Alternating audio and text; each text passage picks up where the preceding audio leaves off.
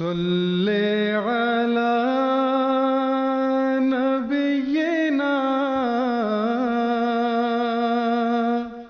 صل على محمد.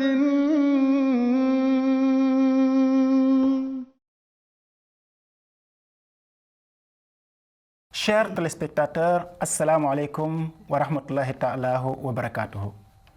Bienvenue sur le plateau de cette nouvelle émission de MTA Afrique, Ahmadiyya, la renaissance de l'islam. Une émission qui comprend plusieurs sous-thèmes. Le thème d'aujourd'hui est Hazrat Mirza Ghulam Ahmad, réformateur de cette époque.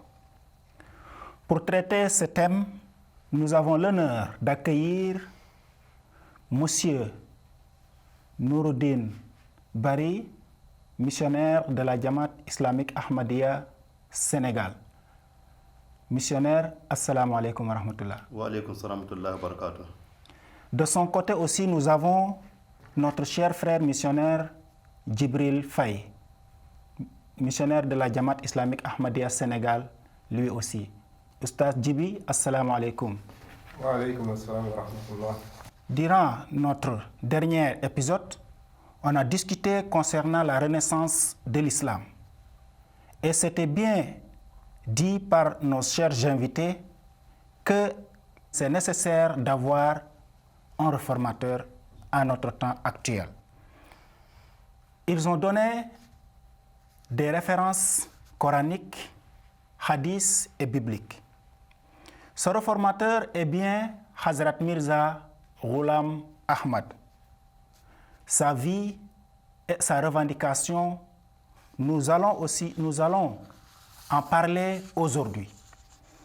Pour ce faire, nous allons demander notre cher missionnaire, Monsieur Nouruddin Bari Sahib, concernant ce sujet. Monsieur Nouruddin Sahib, qui est Hazrat Mirza Ghulam Ahmad? Pouvez-vous nous expliquer concernant sa naissance, famille, etc. Qui est-il? Merci, merci pour la question. Vraiment, c'est une question très importante. Alhamdulillah Rabbil Alamin. Hazrat Mirza Ghulam Ahmad de Qadian, toute sa vie est écrite. De son enfance jusqu'à sa mort, tout est écrit. Donc nous remercions Allah subhanahu wa ta'ala pour cela. Je peux vous dire que Hazrat Mirza Ghulam Ahmad, alayhi salatu wa salam, il est d'origine iranienne. Bien sûr qu'ils sont reconnus en Inde comme des Mongols, mais ils viennent originalement de l'Iran. Il est de la race persane. Il est né le 13 février 1835 à Qadian. Il est né aussi jumeau, mais son jumeau est mort tout juste à la naissance. Donc Allah subhanahu wa ta'ala l'a donné la chance de vivre et jusqu'à ce qu'Allah subhanahu wa ta'ala l'a choisi comme le réformateur de ce dernier temps. Hazrat Mirza Ghulam Ahmad, il est issu d'une famille noble, une famille très riche. Mais lui en personne, dès son bas âge, il ne s'est jamais intéressé au bien matériel. Dès son bas âge, tout ce qui l'intéresse, c'est Allah subhanahu wa ta'ala et Muhammad sallallahu alayhi wa sallam. Dès son bas âge, pendant que les gens partent jouer, pendant que les gens partent exhiber leurs richesses, lui, il n'était pas dans ces choses. Tout ce qu'il faisait, c'est d'être dans la mosquée, prier, lire le Coran, lire les hadiths de Muhammad sallallahu alayhi wa sallam. C'est un homme pieux qui est reconnu par toutes les personnes qui ont vécu avec lui. Tout le monde a reconnu que ce monsieur, il est différent avec les autres. Parce que dès son bas âge, c'est un homme qui ne s'intéressait pas au bien de ce monde. Jusqu'à tel point que certains membres de sa famille ne le considéraient pas quelqu'un qui allait être quelque chose. Parce que pour eux, il ne sera pas au bien de ce monde, donc cela veut dire qu'il va souffrir. Il va souffrir beaucoup. Mais Allah subhanahu wa ta'ala, dans sa bénéficence, il lui a donné la chance d'aimer Muhammad sallallahu alayhi wa sallam et son amour du Saint-Prophète sallallahu alayhi wa sallam qui a fait que Allah subhanahu wa ta'ala l'a haussé haut et fort. Toute sa vie, il n'a passé que à lire les hadiths et toute sa vie, il n'a passé qu'à écrire des livres. Parce qu'il est né à Qadian, je veux dire, donc c'est en Inde. En ce temps, il y avait les Sikhs, il y avait les sikhs qui étaient décidés vraiment à effacer l'islam sur la surface de la terre. Et les chrétiens aussi. Les marabouts étaient acculés à tel point qu'ils ne pouvaient même pas encore répondre aux reproches qu'on faisait. On insultait Mohammed sallallahu alayhi wa sallam, on dénigrait le Saint-Coran. Mais cela lui a fait très mal. Il a décidé maintenant de se lever, de ne pas répondre par les épées, mais de répandre ça à travers l'écriture. Ce qu'il a valu d'écrire plus de 85 livres. Il a écrit un livre qu'on appelle Barahin Ahmadiyya, le premier livre, que même les ennemis de l'islam, même les grands intellectuels, ont reconnu qu'il n'y a pas quelqu'un qui a écrit un livre dans l'histoire du monde pour défendre l'islam comme ceci. Donc, il y a un éminent savant en ce temps qui a fait un commentaire de son livre, mais par la suite est devenu son opposant. Voilà donc je vous lis par rapport à Barahin Ahmadiyya, qu'est-ce que cet éminent intellectuel a parlé. Parce que dans ce livre, les arguments qu'il a donnés, il a montré que Mohammed sallallahu alayhi wa sallam est le meilleur de tous les prophètes et que les enseignements de l'islam sont des enseignements incorruptibles et qu'on ne peut jamais les changer. C'est à travers là, il a montré que le meilleur des livres aujourd'hui pour guider le monde, c'est le Coran. Le meilleur des prophètes qui amène des enseignements qui est valable pour le monde entier, c'est Mohammed sallallahu alayhi wa sallam. Toutes les autres religions ne font que face à autre chose, mais ne sont pas des religions qui peuvent lutter contre l'islam. Voilà ce que ici Hussein Batalawi a dit par rapport à son livre Barahin Ahmadiyya. Il dit, à notre avis, du point de vue de l'âge moderne, ce livre est unique dans l'histoire de l'islam. Aucun livre comme celui-ci n'a jamais été publié dans le passé et nous ne pouvons rien dire dans l'avenir, qui est connu de Dieu seul. La résolution de l'auteur de servir l'islam à travers sa vie, son énergie, son style, son langage et ses autres actions est presque sans précédent chez les musulmans. Ceci ne devrait pas être considéré comme une exagération asiatique. Nous défions quiconque de nous présenter un tel livre. Vous voyez ici. Il nous a montré que depuis que le monde est le monde, on n'a jamais eu un auteur aussi qui a pu défendre la cause de l'islam avec des arguments palpables tirés du Saint-Coran et des hadiths Mohammed sallallahu alayhi wa sallam. Elle dit en tout cas pour le moment, il n'y avait pas eu ce livre. Et celui qui l'a dit, c'est un grand savant. Il dit dans l'avenir, on ne sait pas si Allah va montrer autre chose. Mais pour le moment, il n'y en a pas. Et c'est lui-même, l'intellectuel, qui dit il défie à tout le monde maintenant qui peut donner un argument aussi solide, qui peut contredire ce que Hazrat Mirza Ghulam Ahmad a dit par rapport à l'islam. Merci beaucoup, missionnaire Nouruddin Sahib. Vraiment, c'est bien clair et vous avez bien expliqué par vos paroles. On peut noter que Hazrat Mirza Ghulam Ahmad consacrait son temps pour défendre l'islam. C'était quelqu'un qui défendait l'islam au moment où se lever pour parler de l'islam même c'était difficile. Et aussi vraiment il était dévoué à l'islam. De même, il a écrit des livres, comme vous l'avez dit, et c'est quelqu'un aussi qui était bien par son comportement et toutes choses. On ne peut même pas le pointer un doigt qu'il a fait une mauvaise chose. Non. Mais vraiment, c'est bien clair. Et aussi, c'est la nature d'un prophète.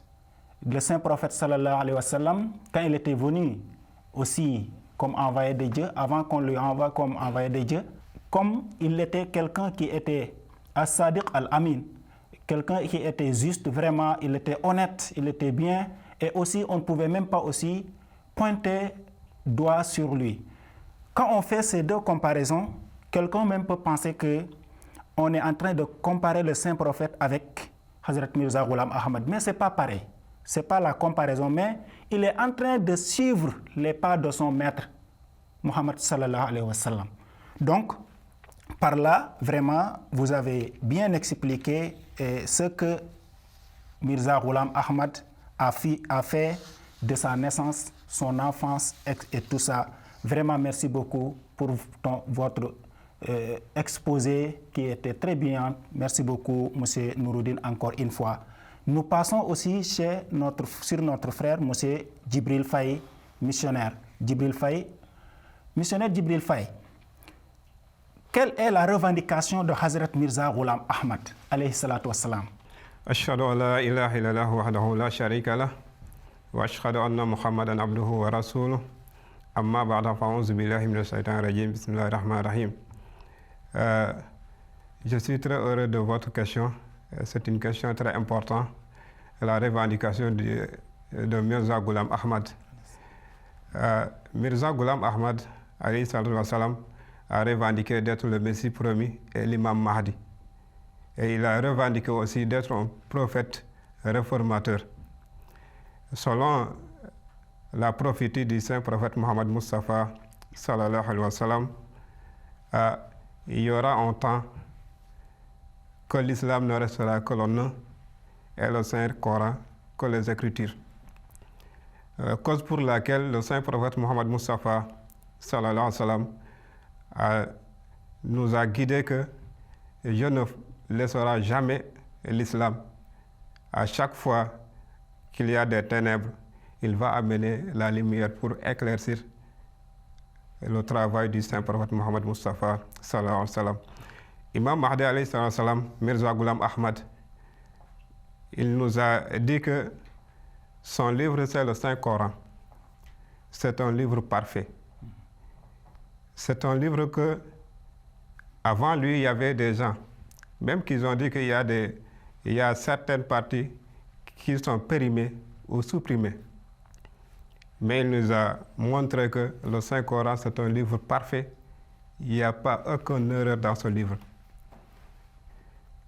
Et tous les besoins qu'un musulman ou un être humain a besoin, s'il se trouve le Saint Coran, il va le guider moralement, spirituellement, religieusement, économiquement. Ça, il nous a montré l'importance du Saint Coran et de suivre les enseignements du Saint Coran. Deuxièmement, il nous a dit que le saint prophète sallallahu alayhi wa sallam, c'est un prophète parfait, complet. Il nous a donné tous les honneurs pour comprendre ce grand prophète appelé Mohammed Mustafa sallallahu alayhi wa sallam.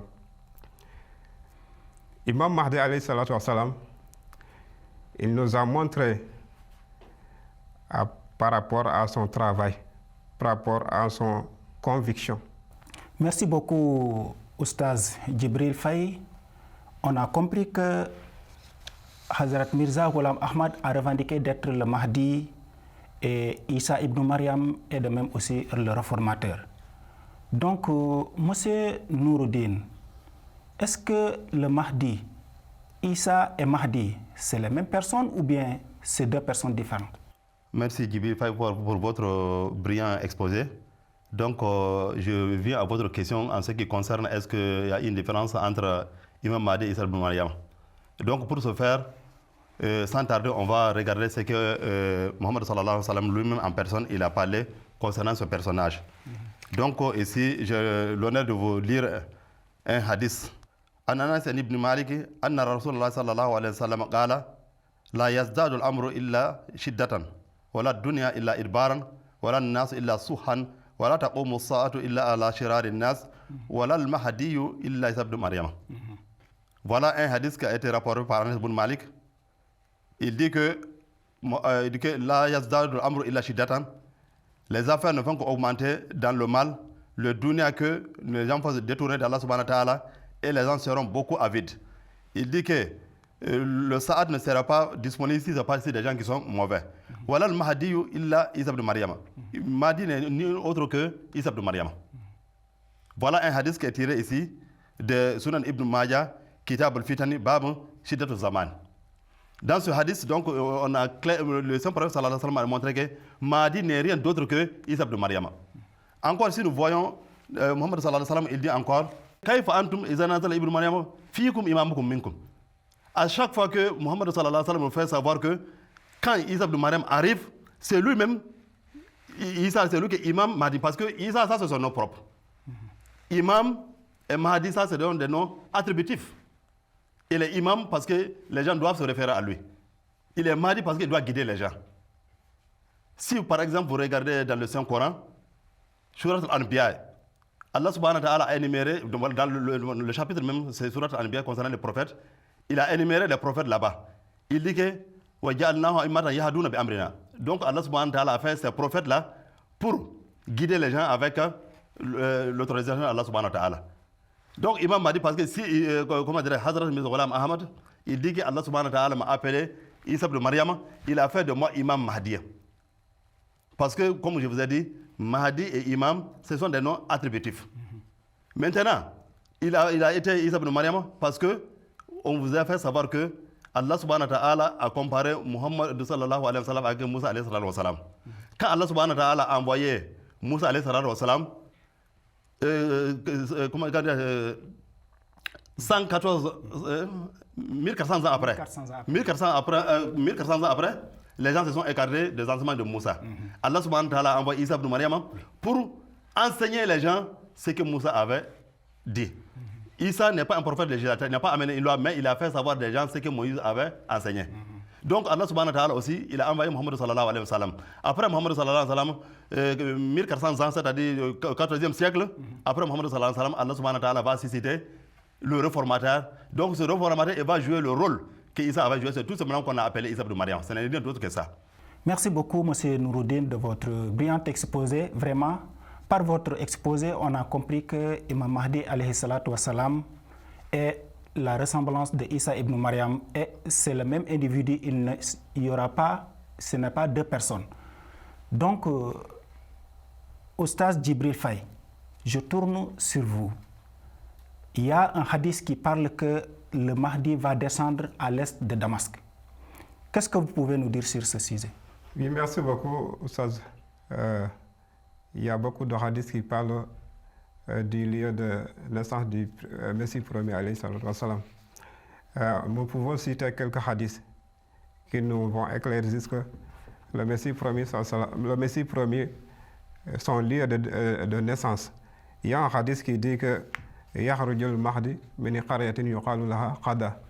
Il y a un autre hadith aussi qui nous éclaircit le lieu où le Messie premier, alayhi salatu wassalam, va descendre. Nuzul Isa ibn Maryam indal munaratil bayday sharqi Damas. Il y a un autre hadith aussi qui nous dit que le Messie promis va descendre Baytul Muqaddas. Si on analyse tous ces trois hadiths-là, il y a trois places. Est-ce qu'une seule personne peut descendre dans toutes ces places? Maintenant, il faut qu'on se réfléchisse, on discute, puisque parfois les hadiths ou les signes du Messie promis, et parfois ils sont des métaphores. Maintenant, si nous regardons ce qui se passe, il y avait un homme appelé Mirza Ghulam Ahmad qui a appelé dans un lieu ou dans une village appelé Qadian. Et même dans ce hadith-là, on a trouvé que le Saint-Prophète avait dit qu'il y aura un homme qui va naître là-bas et qui va appeler que je suis Imam Mahdi. Dans ce hadith-là, peut-être on peut retenir le mot Kada. Parfois, le nom change. Dans ce hadith, ils ont dit que Kada. Et là où il est né, c'est Qadian. Parfois, le nom change. Et si même on parle, si on discute dans certains pays du monde, la prononciation de certains langages, parfois ça change. Et même dans le Saint-Coran, on a une sorte de preuve là-bas. Quand le Saint-Coran nous dit que Baka, c'était la première maison construite par Allah. Mais actuellement, on a changé Baka à Maka. Et même si on se réfère à d'autres régions, sinon à d'autres pays du monde, il y a l'Angleterre, England, il y a Gambia. Parfois, ça change. C'est pourquoi aussi, Kada, ça devient Qadian. Merci beaucoup, monsieur Oustaz Djibril Faye. Vraiment, c'est trop clair. Monsieur Nouroudine, pouvez-vous nous dire quelque chose sur ce que Oustaz Djibril a dit? Alors, merci beaucoup. Vraiment, je pense qu'on n'a rien à augmenter ce qu'il a dit. Il a très exposé la chose ici. Donc, on ne peut que vraiment le remercier pour son brillant exposé.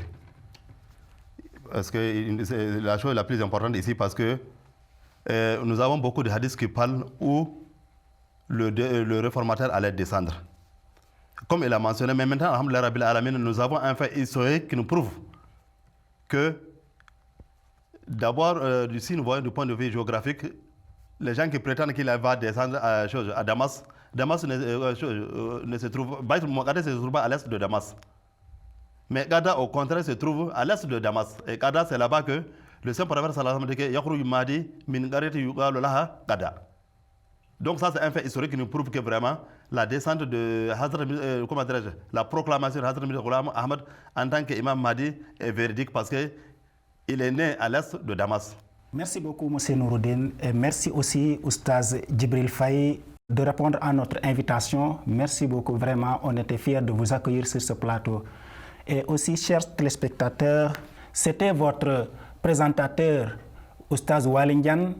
Merci beaucoup. Et nous vous donnons rendez-vous à nos prochaines émissions. D'ici là, portez-vous bien et assalamu alaikum wa rahmatullahi ta'ala wa barakatuhu. Salli ala nabiyyina Salli ala